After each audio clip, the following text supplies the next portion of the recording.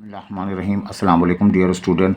एनईडीएनटी test के हवाले से फर्स्ट ईयर फिज़िक्स में topic simple harmonic motion chapter number 8 ये हमने डिस्कस किया था। इसकी व्यू आज हम इसके एमसीक्यू डिस्कस करते हैं जो पिछले 25 ईयर्स में एनईडीएनटी टेस्ट में आते रहे। देखिए बेटा, ये आपके लिए काफ़ी फ़ायदेमंद होगा और जितने भी क्वेश्चंस आएंगे आपको टेस्ट में जो सिंपल हार्मोनिक मोशन से रिलेटेड हैं, इंशाल्लाह आपको उसके लिए आसानी रहेगी। सिंपल पेंडुलम की बात की जा रही है। The period of simple pendulum depend upon simple harmonic motion में सिंपल पेंडुलम में का फार्मूला 2π√L/g है। तो period of simple pendulum depend upon, ये टी जो है डिपेंड करता है किस पे डिपेंड करता है, लेंथ पे डिपेंड करता है ना, लेंथ के साथ डिपेंड करता है। एंड ये टी जो है डिपेंड करता है किस पे बताइए, जी पे डिपेंड करता है। तो time period of simple pendulum depend upon length and acceleration, length and mass, length only, mass only. तो ये नंबर 1 लेंथ पे डिपेंड करता है, number 2 acceleration due to gravity पे डिपेंड करता है। तो बेटा इसका सही जवाब जो है ये length and acceleration to gravity. The maximum displacement of a particle from equilibrium position when the particle is executing simple harmonic motion. फ़र्ज़ करें ये हमारे पास स्प्रिंग से अटैच बॉडी है, ये इसकी एक पोजीशन है जिसे इक्विलिब्रियम पोजीशन का नाम देंगे।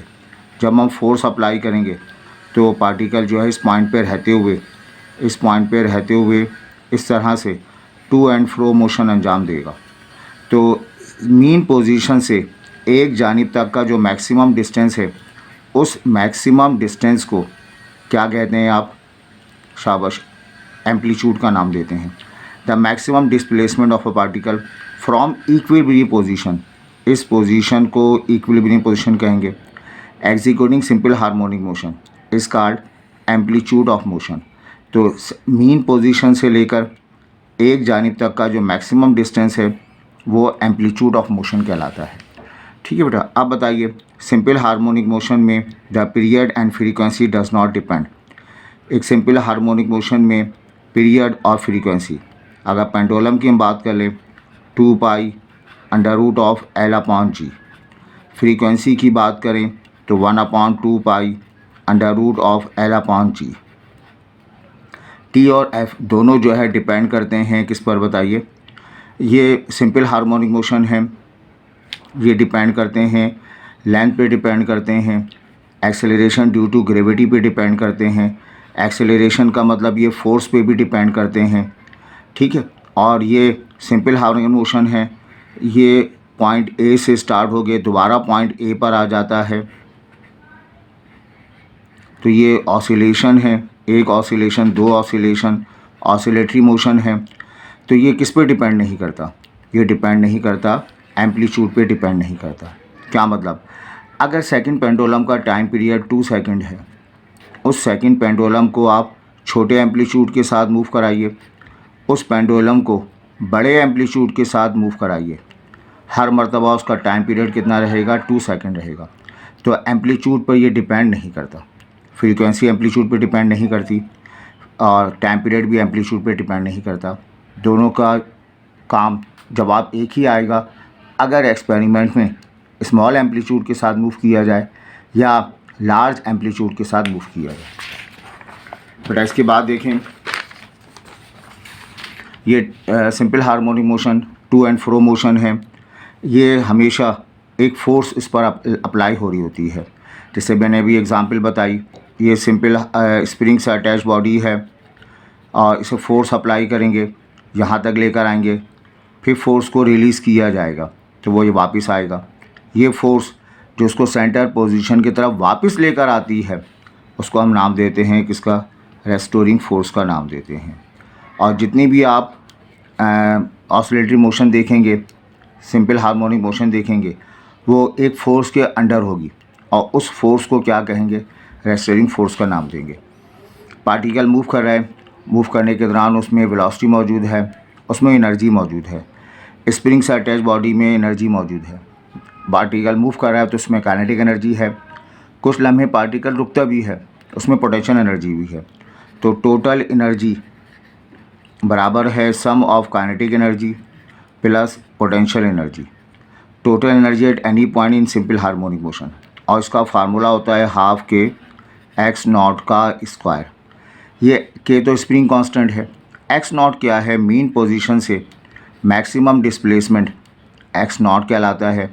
इसे आप एम्पलीट्यूड का नाम भी दे सकते हैं। ये टोटल एनर्जी मालूम करने का फार्मूला है।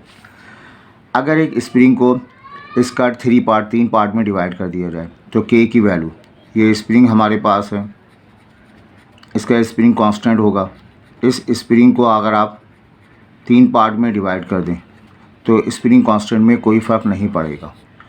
स्प्रिंग कांस्टेंट जो पहले था, चाहे लार्ज स्प्रिंग इस्तेमाल करें, स्मॉल स्प्रिंग इस्तेमाल करें, स्प्रिंग कांस्टेंट सेम रहेगा। क्योंकि नाम ही हम क्या कहते हैं, स्प्रिंग कांस्टेंट। ये कांस्टेंट होता है, इसे हम कांस्टेंट का नाम देते हैं। अच्छा, फिर आइए हुक्स लॉ। हुक्स लॉ की स्टेटमेंट क्या है कि किसी इलास्टिक बॉडी में स्ट्रेस किया जाए तो वो डायरेक्टली प्रोपोर्शनल है स्ट्रेन के। जितना ज़्यादा स्ट्रेस अप्लाई करेंगे उतनी ज़्यादा स्ट्रेन प्रोड्यूस होगा। ये सिविल इंजीनियरिंग का बहुत बड़ा रूल है। अल्हम्दुलिल्लाह I am also civil engineer from ND, तो वहाँ हमने इसको बहुत ही डिटेल में तकरीबन हर सब्जेक्ट में इसको पढ़ा। Hooke's law valid, stress directly proportional strain. Proportion sign apply करेंगे तो हम क्या लगाएंगे, कांस्टेंट मल्टीप्लाइड बाय स्ट्रेन। ये स्ट्रेस हो गया। अब स्ट्रेस और स्ट्रेन को डिवाइड कर दें, स्ट्रेस अपॉन स्ट्रेन, ये कांस्टेंट होता है एक ख़ास लिमिट तक। तो हुक्स लॉ जो है स्ट्रेस अपॉन स्ट्रेन बराबर constant, stress upon strain multiplied by constant नहीं, stress upon strain is equal to constant. ये जो है इसका जवाब हो जाएगा। एक सिंपल हार्मोनिक मोशन में पेंडुलम वाले एग्जाम्पल में total energy remain, total energy जो है वो कंजर्व रहती है। हर लम्हे जो टोटल एनर्जी है वो सिमिलर होती है, उसमें कोई फ़र्क नहीं आता। आगे बढ़ते हैं बेटा। An object executing simple harmonic motion, ये हमने कलेक्शन किया है 25 ईयर्स का। सारे क्वेश्चन सिंपल हार्मोनिक मोशन से रिलेटेड हैं। ऑलमोस्ट तमाम ही क्वेश्चन एनईडी के पास पेपर में आए हैं। इसका हमने एक रिव्यू जो है वो भी रिकॉर्ड कराया है, जिसमें चंद बेसिक बातें सिंपल हार्मोनिक मोशन की आपको बताई हैं। कहा जा रहा है an object executing simple harmonic motion kinetic energy is maximum. कोई ऑब्जेक्ट सिंपल हार्मोनिक मोशन अंजाम दे रहा है, हम स्प्रिंग वाली बात करें, ये इसकी पहली पोजीशन है। उसके बाद इसको स्ट्रेच की करके यहाँ लाया गया। अब जब बॉडी मूव करेगा तो यहाँ तो वेलोसिटी थोड़ी देर के लिए ज़ीरो होगी, फिर वेलोसिटी बढ़ना शुरू होगी। मीन पोजीशन पे पहुंचकर इसकी वेलोसिटी जो है वो क्या होगी, मैक्सिमम हो जाएगी, है ना।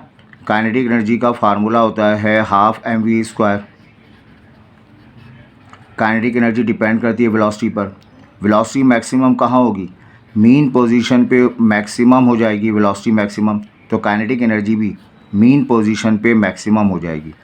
मीन पोजीशन में वेलोसिटी मैक्सिमम होगी, वेलोसिटी डायरेक्टली प्रोपोर्शनल है, तो काइनेटिक एनर्जी भी मीन पोजीशन पे मैक्सिमम होगी। An object executing simple harmonic motion, उसकी काइनेटिक एनर्जी मैक्सिमम होगी कहाँ पर, लेफ़्ट पर, राइट पर नहीं, इक्विलिब्रियम पोजीशन मीन पोजीशन पे मैक्सिमम हो जाएगी। और वेलोसिटी इज़ मैक्सिमम, अभी बताया कि सिंपल हार्मोनिक मोशन में जब पार्टिकल सेंटर पॉइंट पर होगा या मीन पोजीशन पे होगा तो वहाँ पर उसकी वेलोसिटी जो है वो आपको मैक्सिमम मिलेगी। इसका रिवर्स कर लेते हैं, वेलोसिटी इज़ ज़ीरो या वेलोसिटी ज़ीरो कह लें या वेलोसिटी मिनिमम कह लें। कहाँ मिलेगी आपको, एक्सट्रीम पॉइंट पर मिलेगी, एक्सट्रीम लेफ़्ट पर या एक्सट्रीम राइट पर मिलेगी। अच्छा, टाइम पीरियड मालूम करना है। सेकंड पेंडुलम का मतलब ही यही होता है, उसका टाइम पीरियड कितना है, 2 सेकंड के बराबर है। बेटा कहा जा रहा है ग्राफ LLT, हम जानते हैं टाइम पीरियड 2π√L/G। ये टाइम पीरियड लेंथ के साथ डायरेक्टली प्रोपोर्शनल है। अगर हम इसका स्क्वायर कर दें, ये लेंथ डायरेक्टली प्रोपोर्शनल है, लेंथ को यहाँ रखें, T² को यहाँ रखें, तो हमें एक स्ट्रेट लाइन हासिल हो जाएगी। डायरेक्टली प्रोपोर्शनल में हमेशा स्ट्रेट लाइन मिलती है। एल और टी स्क्वायर डायरेक्टली प्रोपोर्शनल है, तो इनके दरमियान जो ग्राफ बनेगा वो स्ट्रेट लाइन का ग्राफ बनेगा। सही बात है। अब आइए, a simple pendulum is made of mercury. एक सिंपल पेंडुलम को जो है हमने उसमें जो बॉब इस्तेमाल की वो मरकरी की इस्तेमाल की। If some mercury is drain off, अगर मोशन के दौरान कुछ मरकरी जो है उड़ जाए, मरकरी का वेट जो बॉब है उसका वेट कम हो जाए, देन टाइम पीरियड का फार्मूला हमने पढ़ा for simple pendulum L upon G. ये मास पे डिपेंड नहीं करता, मास कम हो ज़्यादा हो कोई फ़र्क नहीं पड़ता। तो मास में फ़र्क नहीं पड़ता, तो अगर कुछ मास कम रिड्यूस भी हो जाए उस बॉब का जो मरकरी की बनी हुई है, तब भी टाइम पीरियड में कोई फ़र्क नहीं पड़ेगा। अच्छा, 2 spring loaded with same weight, K1 K2 का रेशो 3/2। हमने बताया रेस्टोरिंग फोर्स का फार्मूला Kx के बराबर होता है। 2 स्प्रिंग है, पहली स्प्रिंग F1 उसका कांस्टेंट K1 X1, दूसरी स्प्रिंग है F2 उसके लिए K2 और X2। 2 स्प्रिंग हैं और दोनों को सेम वेट से हैंग कर दिया गया। अब स्प्रिंग का रेशो आपको दिया हुआ है, डिस्प्लेसमेंट का रेशो, तो F1 अपॉन F2 का रेशो, F1 आ जाएगा K1 X1 K2 X2। Force का मतलब क्या होगा, लोड के माने होगा वेट। दोनों को सेम वेट रखा गया, इसका भी 10 न्यूटन इसके भी 10 न्यूटन, तो 10 कैंसिल होगा। K1 upon K2 multiplied by X1 upon X2। आपको रेशो मालूम करना है X1 X2 का, क्रॉस मल्टीप्लाई कर दें।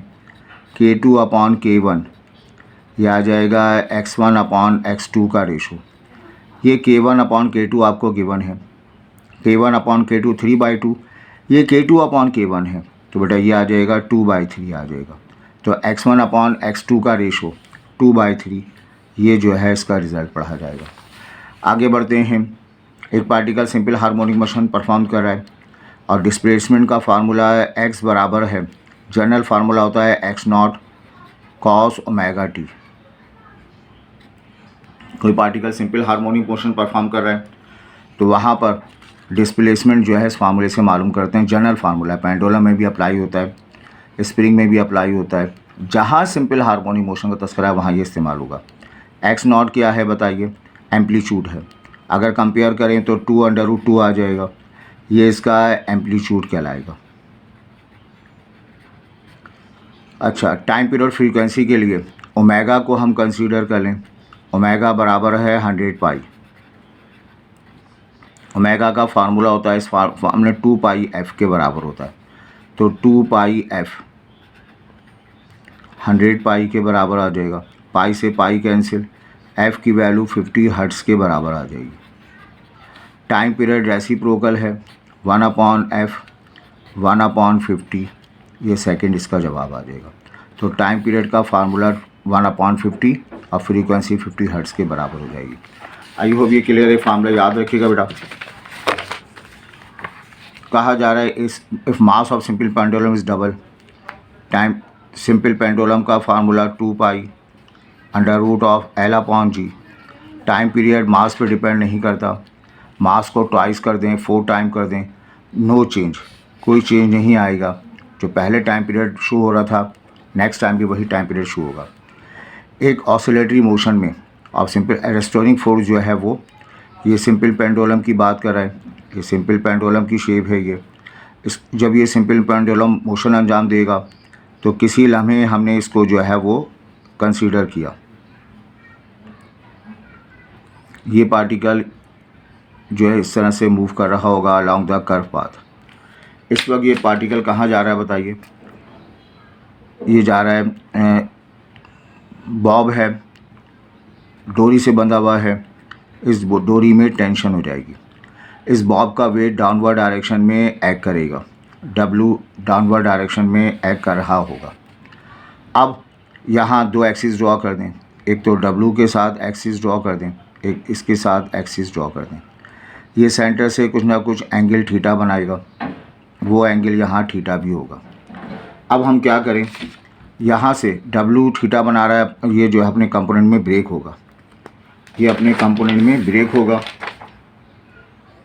और कंपोनेंट में ब्रेक होकर तो यहाँ से हेड परपेंडिकुलर ड्रॉप कर दें, एक वेक्टर यहाँ मिलेगा आपको, ये डब्लू यहाँ कह रहे हैं हम, और एक वेक्टर नीचे डायरेक्शन में मिलेगा। थीटा के सामने वाला डब्लू साइन थीटा पढ़ा जाएगा, ये वाला डब्लू कॉस थीटा आ जाएगा।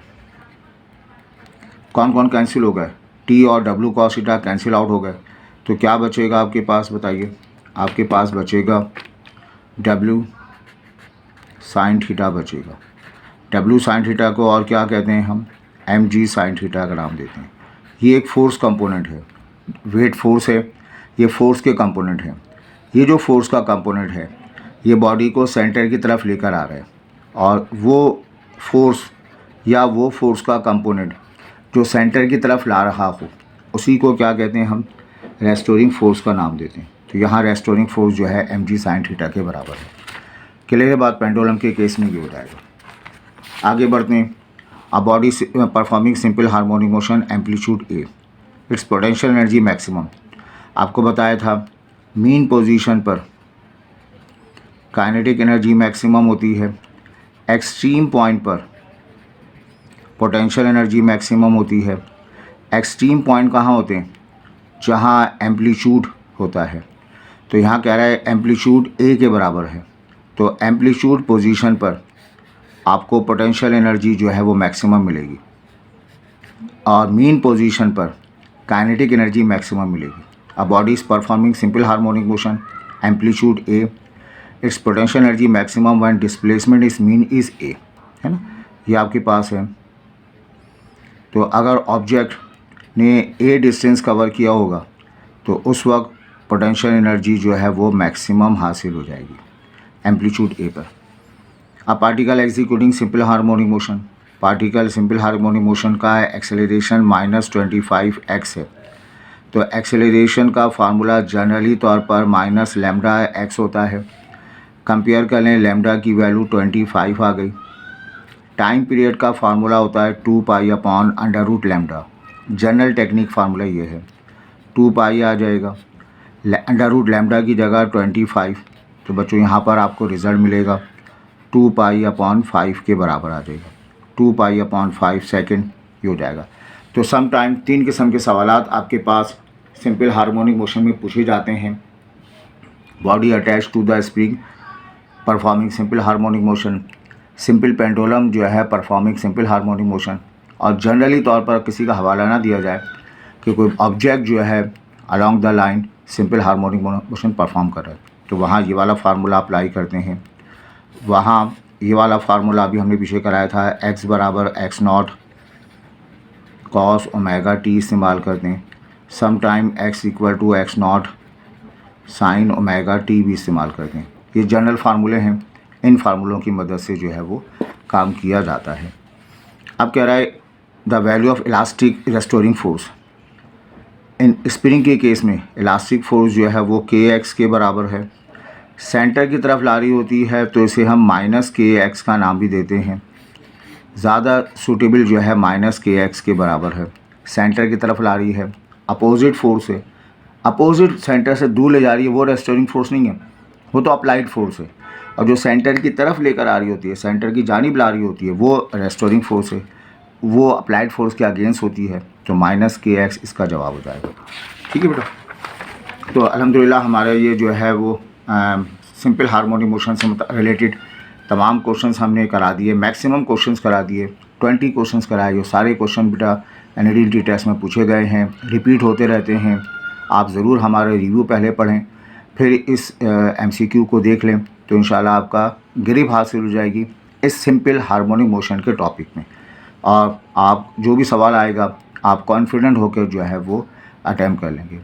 अपने दोस्तों के साथ शेयर करें, सब्सक्राइब तो बेटा लाजमी करें, और दुआ है अल्लाह ताला आपको कामयाबी अता फरमाए। Thank you.